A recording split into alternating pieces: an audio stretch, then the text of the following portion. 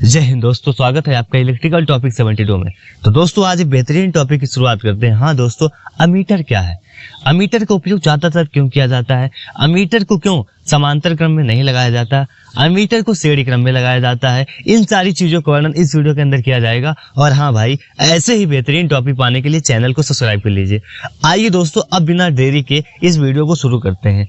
दरअसल अमीटर एक ऐसा इलेक्ट्रिकल इंस्ट्रूमेंट होता है जो कि किसी भी सर्किट में या किसी भी डिवाइस के लिए करंट को मापने के लिए उपयोग किया जाता है।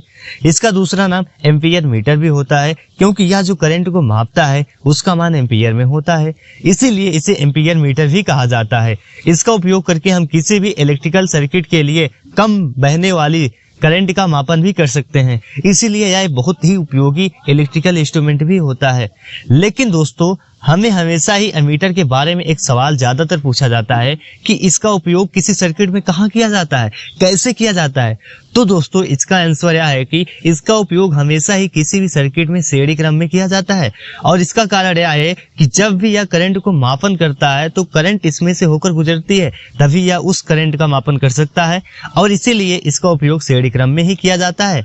अब बात आती है कि जब इसमें से होकर करंट गुजरती है तो फिर इसका रेजिस्टेंस यानी कि प्रतिरोध भी न्यूनतम होना चाहिए।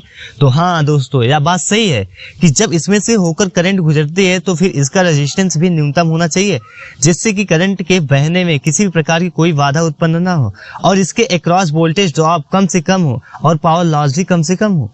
आइए दोस्तों, अब बात करते हैं एमीटर की वर्किंग।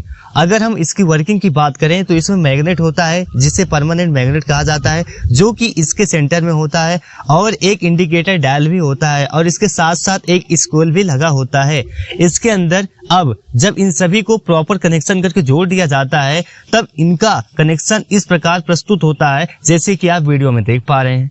सबसे पहले जो परमानेंट मैग्नेट होता है उसको करंट अप्रोच करने के लिए सेट किया जाता है, जिससे कि यह करंट को अप्रोच करता है और फिर इसमें मूवमेंट होता है, और यह मूवमेंट आर्मेचर को टर्न करता है, क्योंकि यह आर्मेचर इंडिकेटर डायल से भी जुड़ा होता है, जिससे यह इंडिकेटर डायल भी मूवमेंट करने लगता है। और इस प्रकार जब यह इंडिकेटर डायल मूवमेंट करता है तो यह मूवमेंट जो स्केल लगी होती है इसके ऊपर होता है, और यही स्केल इस करंट को इंडिकेट करने के लिए उपयोग किया जाता है। यही स्केल यह शो करता है कि कितनी करंट इस सर्किट में होकर जा रही है। इस प्रकार इसके द्वारा करंट का मापन किया जाता है। आशा करते हैं दोस्तों आपको वर्किंग समझ में आई होगी। आइए बात करते हैं एमीटर के प्रकार। एमीटर विभिन्न प्रकार के होते हैं, जैसे कुछ एग्जांपल देते हैं: moving coil ammeter, moving iron ammeter, digital ammeter आदि। आशा करते हैं दोस्तों आपको यह आर्टिकल समझ में आया है। अगर समझ में आया है तो लाइक, सब्सक्राइब, शेयर जरूर कीजिएगा। मिलते हैं ऐसे बेहतरीन टॉपिक के साथ, तब तक के लिए जय हिंद।